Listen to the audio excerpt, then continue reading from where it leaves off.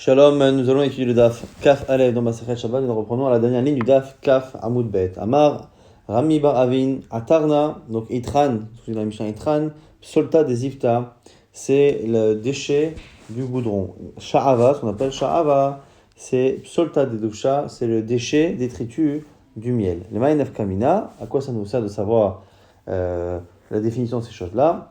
Entre autres, les Mekar ou Memkar, si on vend ce qu'on appelle donc Sha'ava, ce qu'on appelle Eitran, eh bien il faut absolument que ce soit cette chose-là et non pas quelque chose de ressemblant et qui pourrait porter le même nom. Tanour Rabbanan, Od Braïta, Kol Elu Shamo en Melikin Abahem Beshabbat, tout ce qu'on a dit qu'on n'a pas le droit d'allumer pendant Shabbat, Aval Osim Mehem Medurab Ben Nitramem Kenegda, Ben Nishtamesh Lora. On a le droit par contre de l'utiliser pendant Shabbat, si on l'a évidemment allumé avant Shabbat, pour faire un grand feu, que ce soit pour se réchauffer ou que ce soit un grand feu pour s'éclairer, ben al-gabe karka, ben al-gabe kira, que ce soit directement à même le sol ou que ce soit dans une sorte de four. Velo asroila la asad mehem petila les navidvad. L'interdit est seulement d'utiliser ces combustibles-là ces matériaux-là comme mèche pour une bougie. Mais si c'est pour faire un grand feu, on peut le faire.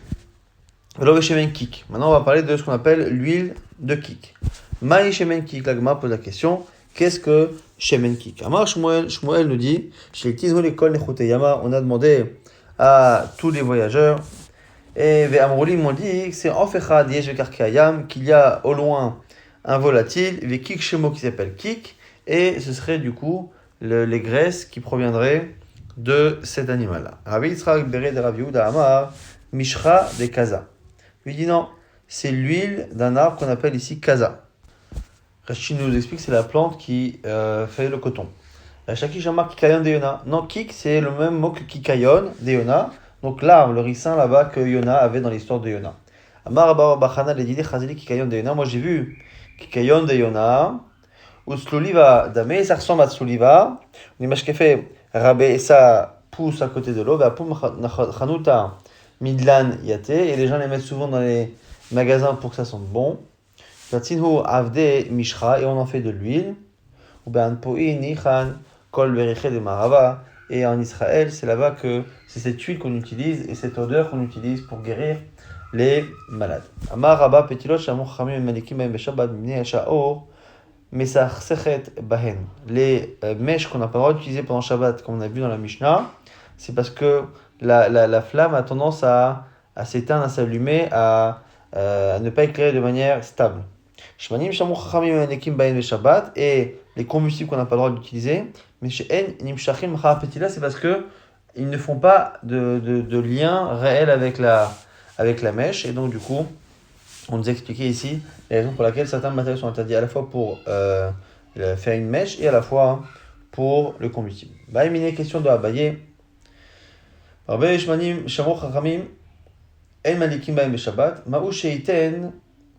Les Touchan, Shemen Kolshehu.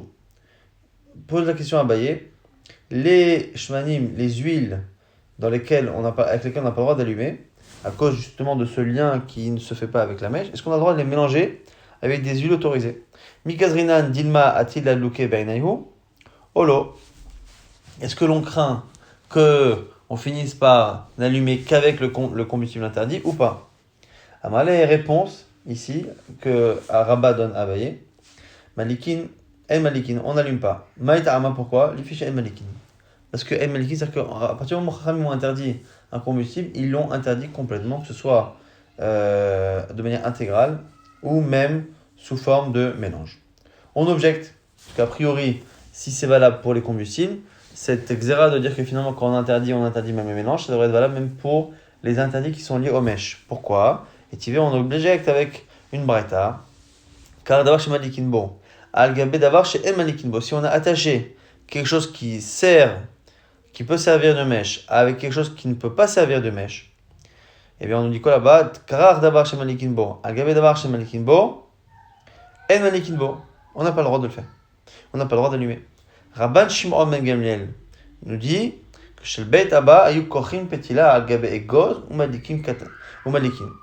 Rabban Shimon Ben Gamliel lui nous dit que dans la maison de son père, ils avaient l'habitude d'attacher la pétila, la mèche, avec une noix. Or, la noix n'est pas un matériau avec lequel on peut faire une mèche, et donc on voit qu'on peut attacher quelque chose avec lequel on peut allumer, et quelque chose avec lequel on ne peut pas allumer. Donc ce serait une marque entre Tanakama et Rashbag. Selon Rashbag, ce sera interdit, et Rashbag, en témoignant de ce que sa famille faisait, dirait que c'est autorisé. Donc, ici, la Gemara propose de prendre l'avis de Rashbag, et comme Rashbag a dit qu'il le faisait, ça veut dire qu'on peut mélanger des mèches autorisées et interdites, et donc a priori, ça devrait être pareil normalement pour les huiles. Or, on a dit là-haut qu'on ne mélangeait pas des huiles interdites avec des huiles autorisées. La Gemara dit Amarle, des motifta li mideraban shom megamel. Pourquoi tu m'objectes à partir de Rashbag? C'est un Nihu, mais Tanakama. Tu peux aussi appuyer ce qu'on a dit avec Tanakama, le premier avis de la Braïta en question, lui il autorise, il interdit plutôt. La Gemara Lokasha, c'est pas un problème. Maaserav, c'est parce que Rashbag, c'est pas simplement qu'il a donné son avis, c'est qu'il a témoigné de ce que ses parents et grands-parents, donc les grands rabbinim faisaient. Donc ce témoignage-là est une preuve que c'est autorisé. La Gemara dit Mikol Makom, Kashamai Lav Le Adlik. La Gemara dit quoi qu'il arrive, c'est un peu problématique, parce que finalement, nous on a dit qu'on n'a pas le droit de mélanger, et Rashbag il dit que oui, en tout cas pour les mèches. La Gemara dit finalement, on ne parle pas là-bas pour allumer, et c'est là-bas, c'est les akpot.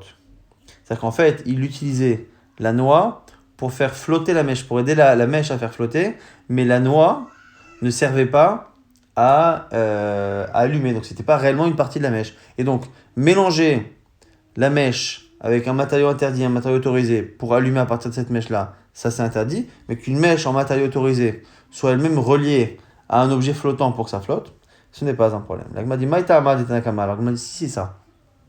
Si c'est un problème de mettre une noix, donc c'est-à-dire qu'on n'allumera jamais avec cette noix-là, eh bien pourquoi Tanakama interdise? Puisque a priori dans cette braïta c'est une marloquette. La Gemara corrige, elle dit non finalement Kula Rashbag, toute la braïta c'est le même avis qui parle. Les Chasore Mechasra, et il manque des mots, et en fait au début c'est déjà lui qui parle. Et comment il faut lire la braïta en entier? Achikatane. Car Davash Malikinbo, Agabe Davash En Malikinbo, En Malikinbo. Tout le monde est d'accord que si on attache quelque chose qui est interdit avec quelque chose qui est autorisé, qu'on en fait une mèche, on n'allume pas. Mamine Varimamorim, attention, mais ça c'est parce que les adlik, c'était pour allumer avec. Aval les akpot, mais attacher un matériau autorisé avec quelque chose non autorisé mais simplement qui sert à faire flotter, mouta. Et Rashbag ici vient simplement apporter une preuve avec une expérience vécue. Chez Rashbag, Omer, car Rashbag disait, chez le Beitabag, dans la famille de son père, Ayou Kochem Petit Lag Beigos, ils attachaient la mèche à une noix. Là, maintenant, continue d'objecter. Heni veha amar rav verona amarav, chelem mehutar, vekirve dagim. Ici, on parle de graisse fondue d'animaux, ou pareil, les entrailles de poisson fondues chez Nimochu. Adam noten letocho shemen kolsheu ou malik. On a le droit de mettre un peu d'huile dedans et d'allumer. Alors, on dit quoi là-bas? Ane mimsheche benayu. Ane le mimsheche benayu. Donc, ces graisses-là d'animaux ou de poissons, on ne peut pas allumer avec ces matériaux-là pour Shabbat. Mais on voit que si on mélange un peu d'huile, c'est autorisé. Et donc, du coup, a priori, ça veut dire que quelque chose qui est interdit, mélangé à quelque chose qui est autorisé, c'est autorisé. Et donc, ça contredit ce qu'on vient de dire à l'instant. La Gemara dit non. En réalité, Ane mimsheche benayu. On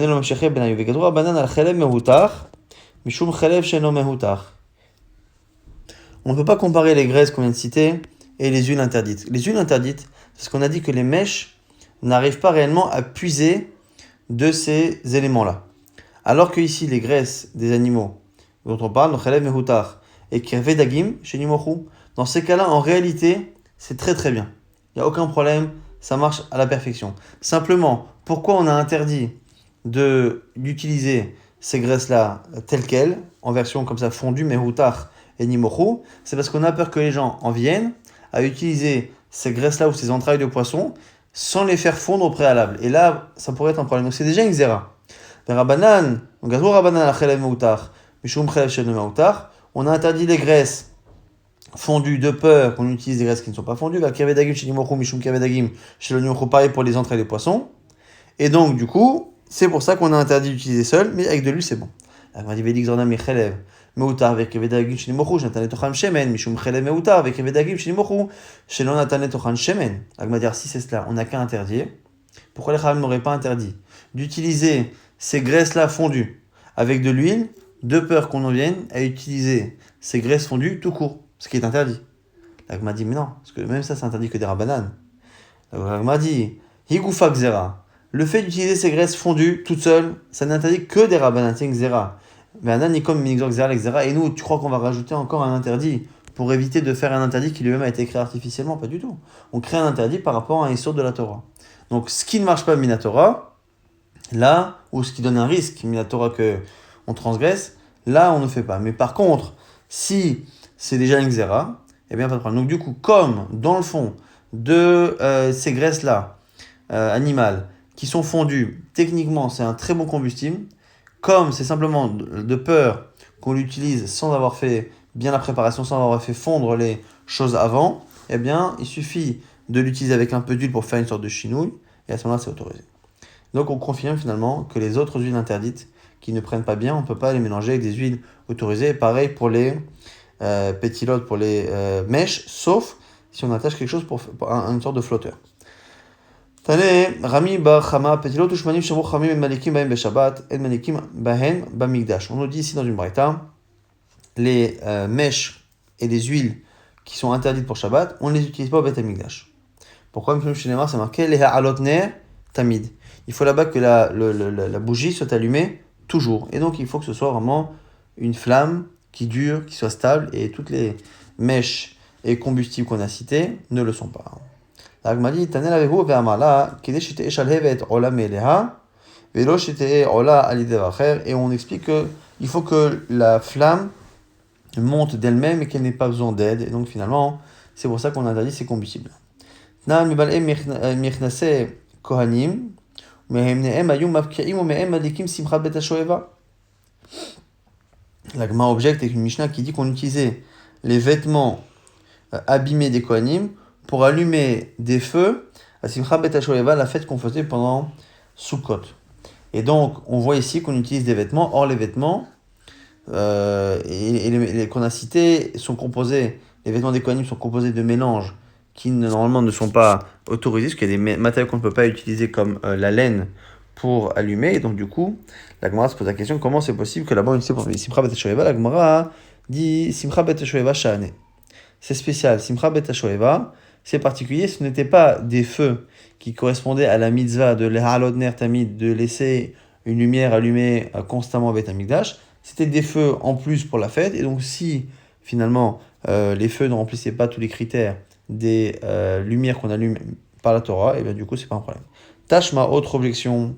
Tenez, Rabba Matna, Bigde Kona Shevalou Mavki'im Otan, Omehen Ayon Osim Petilot Lamikdash. C'est marqué dans une braïta qu'on utilisait les vêtements des Kohanim pour faire des mèches au Mikdash. Et là, c'est au Mikdash, c'est pas pour Simcha Bet HaShoeva. La Gemara dit, My Life Dekilaï, n'est-ce pas qu'on parle même des vêtements des Kohanim, certains vêtements des Kohanim qui sont composés de lin et de laine, et donc il y a de la laine, et donc a priori, ce serait interdit. La Gemara dit non, l'odévout, c'est ceux qui sont en lin, et dont on peut utiliser le matériau pour faire des mèches. Amar Ravuna, Petilot, Ushmani, Sharon Chamim, et Malikim, Mahem, Shabbat. On nous dit ici au nom de Ravuna que ce qu'on ne peut pas utiliser pour Shabbat, on ne peut pas l'utiliser pour Chanukah. En malikin bahem bechanukah. Ben beshabbat, ben bechol. Que ce soit le Shabbat ou que ce soit le Chol. Et Rava nous explique que ces deux halachot-là, interdiction d'allumer Shabbat de Chanukah et la semaine de Chanukah avec ces huiles-là, ça dépend de deux sujets. Maïta Amad Ravuna, qu'à savoir Kafta Zakukla, ça veut dire qu'il pense que quand la bougie s'éteint, il faut la rallumer. Mutal Ishamesh Leora, et qu'on a le droit d'en profiter. Alors je précise ici que par rapport à Hanouka, il y a deux discussions importantes à savoir. Est-ce que la mitzvah se fait seulement à l'allumage? Et une fois que j'ai allumé ma bougie, si elle s'éteint, ça ne me regarde pas, je n'ai plus l'obligation de la laisser allumer. Ou est-ce que Zakoukla, c'est-à-dire que la mitzvah, elle n'est pas seulement d'allumer, elle est d'allumer et d'être responsable que ça reste allumé un certain temps. Donc soit je dois mettre la bougie à un endroit avec une quantité de combustible pour que ça reste allumé, mais une fois que je l'ai fait, je ne suis pas responsable de ce qui se passe après, ou est-ce que je suis responsable? Donc ça, c'est est-ce que Kafta Zakoukla ou Kafta En Zakoukla. Autre marloquette, est-ce que quand on allume les bougies de Hanouka toute la semaine, et même le Shabbat, est-ce qu'on a le droit après de profiter de la lumière de la bougie? Est-ce qu'on peut s'éclairer? Est-ce qu'on peut lire à la lumière des bougies de Hanouka. Et on va ici expliquer que finalement, ces deux sujets-là vont entraîner des halakhot particulières par rapport au shmanim. On a vu que les huiles et les mèches qu'on a citées dans Shabbat sont de mauvaise qualité. Donc ça prend mal, ça éclaire mal, ça a tendance à faire bouger la flamme ou à mal l'allumer. Et donc du coup, si on pense que la semaine, eh bien, on n'a pas l'obligation de la rallumer, je n'ai pas l'obligation d'avoir des combustibles ou des mèches qui sont de très bonne qualité. Si par contre, je dois absolument faire en sorte que ça reste allumé, à ce moment-là, je n'ai pas le droit d'utiliser toute la semaine les huiles interdites de Shabbat. Et par rapport à Shabbat, quoi qu'il arrive, je n'aurai pas rallumé pendant Shabbat. Donc le Shabbat, c'est un autre problème. Pour que ce soit interdit pendant Shabbat, c'est lié à est-ce que j'ai le droit d'en profiter. Si j'ai le droit de profiter, je peux être amené à profiter de la lumière de la bougie de Hanouka et du coup à la toucher si finalement elle éclaire mal. Et donc du coup, en fonction de Zakoukla ou de Mutalish Chamesh Leora, on va avoir une interdiction ou pas d'utiliser les mauvaises mèches et les mauvais combustibles pendant la semaine de Hanouka ou pendant la semaine. Donc, nous dit Ravuna qui interdit d'utiliser les mauvaises mèches et les mauvais combustibles la semaine et Shabbat, il interdit la semaine parce qu'il estime qu'il faudra rallumer, Katazakoukla, et il interdit le Shabbat parce qu'il pense qu'on peut en profiter, donc on pourrait être amené à bouger les bougies. Rav Chizda Amar Malikin Bahen Bechol Aval Lo Shabbat. Selon Rav Chizda, on peut utiliser les mauvais combustibles la semaine, mais pas le Shabbat. Pourquoi? Parce que Kassavar Kafta Enzakoukla, lui pense que la semaine on n'a pas l'obligation de rallumer. Ou Talé Shamesh Leora, et il pense qu'on peut par contre utiliser pendant Shabbat, et donc il y a un risque pour Shabbat. Amar Rabizara Bizarnodia Marav maintenant, Vamrela Inakiti, c'est Amar Rabizara Marav au nom de Rav, donc c'est soit Rav maintenant. Petilot Ushmanim Shamuchamim En Malikim Ben Shabbat. Les mauvais combustibles et mèches, Malikim Ben Bechanouka Ben Bechol Ben Shabbat. Selon lui, on allume à la fois la semaine et à la fois le Shabbat de Hanouka. Amar Rabbi Amiya nous explique, Maïtama, des Rav. Pourquoi dit Rav cela? Kassavar Kaptan Zakoukla, parce qu'il pense qu'on n'a pas l'obligation de rallumer. Et donc la semaine, c'est bon. Et bien sûr, les Shamesh Leora, et par ailleurs, il pense qu'on ne peut jamais profiter de la bougie de Hanouka. Et donc, du coup, Shabbat, on n'est pas amené à en profiter et à fauter. Amrou Rabbanan Kamede Abaye, on a dit cela devant Abaye, Mishme de Rabbi Irmiya, au nom de Rabbi Irmiya, Velo Kibla, et il n'a pas accepté cette explication. Kata Ravin, Amrou Rabbanan, Kamede Abaye, lorsque Ravin est arrivé, on a répété cette halakha-là au nom de Rabbi Yochanan, les Kibla miné, et cette fois il a accepté. Mais il a dit à Abaye, puisqu'il y a eu quelques années qui sont passées entre temps, Isaka, et si j'avais du mérite, Gmirte Lishmarte Meikara, j'aurais appris cela depuis le départ. L'Agmara dit Vehagamra, il dit mais qu'est-ce que ça change au final? Il a accepté cette chose-là. Adi Nafkamina, le Gersa de Yankuta. Un Nafkamina, c'est que s'il avait appris jeune, il aurait mieux retenu, mieux intégré, puisqu'on explique que Gersa de Yankuta, l'étude de la jeunesse, n'est pas comparable à celle des vieux jours. Maintenant, on reprend cette idée de Vekafta Enzakoukla. Est-ce qu'on peut dire qu'on n'est pas obligé de rallumer? Est-ce que certains peuvent dire cela? Orminou, pourtant c'est marqué mitzvata, la mitzvah de Chanukah, Mishetishka Achama Achetiehle Regal Minashuk. Elle commence, la mitzvah, au coucher du soleil, jusqu'à ce que se terminent les passages de la rue, que les gens ne passent plus, il n'y a plus de passants dans la rue. Et a priori, nous, la Gemara comprend que ça veut dire que tu allumes à l'ashkia, et après, ça doit rester allumé, la mitzvah c'est que ça reste allumé jusqu'au dernier passant. La Gemara dit, Mayav, Ikavta, Hadam, Adiklan, n'est-ce pas que ça veut dire que finalement, je dois tellement la laisser allumer jusqu'à cette période-là, que si ça s'éteint, je dois la rallumer? La Gemara dit, non. Lo, Nehi, Lo, Adlik, Madlik, soit cette horaire-là, cette plage horaire, c'est pour nous décrire l'horaire de début, à partir de quand, enfin à quel moment j'ai le droit de commencer à allumer, ou sinon, Ve'inami, Leshura, ou sinon tu peux utiliser cette plage-là pour nous expliquer le temps que ça doit durer, mais pas forcément qu'en pratique, il faudrait rallumer pour que ça reste allumé pendant cette période-là. Maintenant, on se pose la question, c'est quoi le moment où les gens ne passent plus dans la rue? Vat Kamal, Amar Rabba Barbachan, Amar Rabbi Yochanan, on a Rabbi Yochanan, a des Kalia Rigla, des Tarmoudaï. Jusqu'à ce qu'il n'y ait plus de Tarmoudim. Les Tarmoudim, c'était ceux qui vendaient le combustible à la fin de la journée. Donc à la fin de la journée, les gens allaient acheter du bois pour réchauffer leur maison. Et donc du coup, c'était les derniers marchands qui étaient dans les rues. Tano Rabbanan, on a une braïta qui nous dit Mitzat Chanukah ner ishu beto. La Mitzat Chanukah de base, c'est une bougie par homme et par maison. Donc dans chaque maison, une bougie pendant les 8 jours de Chanukah. La méadrine, et ce qui serait bien, ce qu'on dit ce qui est mieux, c'est Neel Echol Echad. C'est finalement que chaque personne de la famille ait une bougie. Mais là aussi, une bougie, chaque soir, sans augmenter. Ça, c'est la misa de méadrine. Neel Echol Echad Echad, Ve méadrine, mina méadrine. Par contre, le top du top, là, on a une marloquette. Bet Shammai Yomrim, Yom Rishon, Madlik Shmona, Mikan Ve'elach, Pochet. Selon Bet Shammai, on commence par 8 et on descend de 8 à 1. Bet Hillel Omrim, Yom Rishon Madlik, Achat, Mikan Ve'elach, Mosif Ve'oler.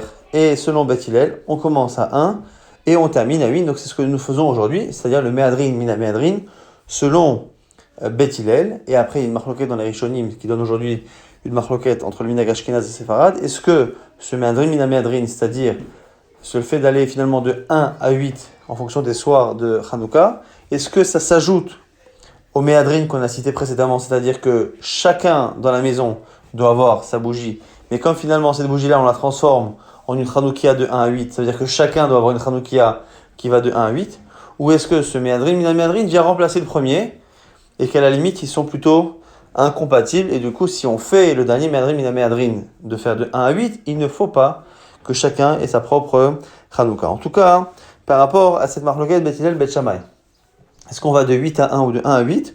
On va avoir deux explications. Amar ou la pligeba, très amoraim et marava. Il y a deux amoraim qui discutent de cela en Israël. Rabbi Yosef bar Ravin et Rabbi Yosef bar Zvida. Chadamat amad Bet Shammai, kenegalim nichnasim. Un dit que c'est parce que on compte les jours qui entrent. Ou vetama de Bet Hillel, kenegalim ayotzim. Et Bet Hillel compte les jours qui sont déjà passés. Donc, soit c'est un décompte des jours de la fête, et que simplement, Bet Shammai compte les jours qui restent. Premier jour, il reste 8 jours, après il reste 7, 6, 5 et roulé. Soit selon Bet Hillel, on compte les jours que l'on a traversés. Et donc 1, 2, 3 jusqu'à 8. Ça, c'est la raison. Maintenant, Vechadamar, autre dit que non, la raison, la marloquette, elle est liée à autre chose. Tama de Bet Shammai qui est paré à Chag. Les parés à Chag, à Sukkot, quand on a porté des korbanot, on les a portés pour les nations, et on a porté un nombre décroissant. Au début 13, 12, 11, et on descend, et donc du coup, par rapport à cela, on fait la même chose avec les nerfs Otranouka, et Bet Hillel. Ils nous disent que non, que Malim Bakodesh, Ben Mouridine, parce qu'on a un principe que dans tout ce qui est travail saint, tout ce qui est Kodesh, on a tendance à aller toujours en croissant, et non pas en décroissant. Et on nous confirme cette deuxième version, Amarabar Bachana, Amarabi Yochanan, Shnei Zikenim Ayu Bet Sidan, il y avait deux sages à Sidan, Echad Asa Ke Bet Shammai, un faisait comme Bet Shammai, Echad Asa qui livrait Bet Hillel, Zenoten Ta'am Litvarav, qui négat par Achag, un donne sa raison, et donne la raison que c'est par rapport au korbanot de Sukkot, mais Zenoten Ta'am Litvarav de Malim Bakodesh et de Moradim, et l'autre disait que Malim Bakodesh, donc ça confirme que c'est a priori la deuxième version de la marloquette qui est confirmée. Tanou Rabbanan, une braïta, Ner Chanouka Miza, la Nichal Petach Beto. La Miza de Ner Chanouka, c'est de la mettre à la porte de la maison. S'il habite dans un étage, il la met face à la fenêtre qui donne sur le domaine public. Et quand il y a un danger, parce que les goïms interdisent d'allumer des bougies, eh bien, il la met sur la table de sa maison et cela suffit. Amar nous dit il faut une autre lumière dans la pièce pour s'éclairer. Ve'ika medura, et s'il y a un grand feu dans la pièce, on n'a pas besoin parce que ce feu-là fait office de lumière. Mais on nous précise que Ve'yadam chashov, si c'est quelqu'un d'important qui lui en général n'a pas tendance à profiter de s'éclairer d'un grand feu, même s'il y a un grand feu, enfin gav de'ika medura, il lui faut une autre bougie parce que lui a l'habitude de s'éclairer avec des bougies plus fines qu'une medura. Maintenant, Maï Chanouka, l'Agmara se pose la question, c'est quoi Chanouka? D'où ça vient? Tanor Abanan, Braïta, Bekave Bekislev, le 25 qui se lève, Yomei de Chanouka, c'est les jours de Chanouka. Tamnia, 8 jours, Inun Delom, les Mispad Behon, on ne fait pas de espèce de raison funèbre. Velolit Anot, on ne peut pas jeûner Behon.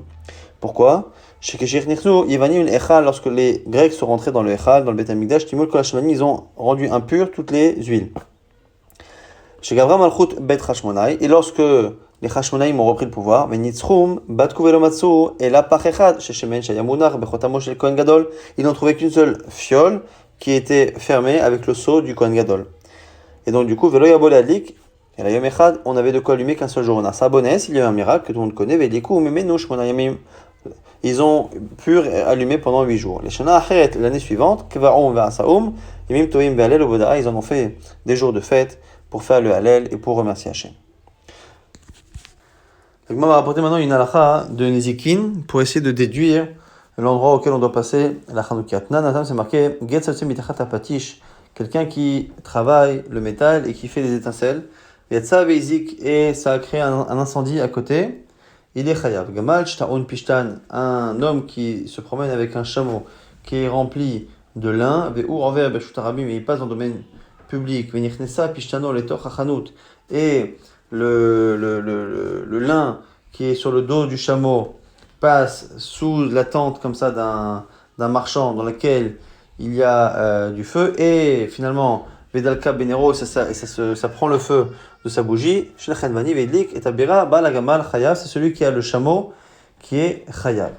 Il n'y a Chenvari Nero Bachutz, Chenvani Chayav. Par contre, si la bougie a été mise à l'extérieur, eh bien c'est le Chenvani lui-même qui est Chayav. Donc si la bougie est à l'extérieur du magasin, eh bien c'est le commerçant qui est Chayav et non pas celui qui a le Gamal. Et là-dessus, Rabbi Yehuda Omer, Bene Chanukah Pato, que si c'était une bougie de Chanukah, il est Pato. Alors de là, on veut déduire une halakha. Amar Ravina, de là on déduit. Zot Omeret Ne Chanukah, Nidvalanicha Betoch Hasara. Forcément que s'il est dispensé parce qu'il a mis la bougie là-bas, c'est qu'il n'avait pas le choix de la mettre à cette hauteur-là. Et donc forcément qu'on l'oblige à la mettre en dessous de 10 tfachim, donc à peu près en dessous de 1 mètre. Pourquoi? Car si tu penses qu'il a le droit de mettre aussi au-dessus de 10 tfachim, et qui n'est pas limité. À ce moment-là, celui qui a le gamal peut lui dire, mais attends, mais tu aurais dû la mettre du coup plus haut que l'endroit où je viens avec ma marchandise. Et à ce moment-là, puisqu'il n'a pas fait, il serait chayav. Là, et donc ce serait une preuve qu'il faudrait le mettre en dessous de 10 tfachim. La Gemara dit non, c'est pas sûr. Dilma, on a peur que cette mizat rachamim, de mettre les bougies à l'extérieur, devienne trop compliquée si on lui dit de le mettre au-dessus de 10 tfachim. Et donc du coup, c'est peut-être pour ça qu'on l'a laissé mettre comme cela, mais c'est pas forcément une preuve que. Donc finalement, on n'a pas voulu trop peser sur le commerçant, donc c'est pour ça qu'il est pas tôt, et c'est pour ça qu'on ne le contraint pas trop au niveau de la hauteur, mais ce n'est pas une preuve.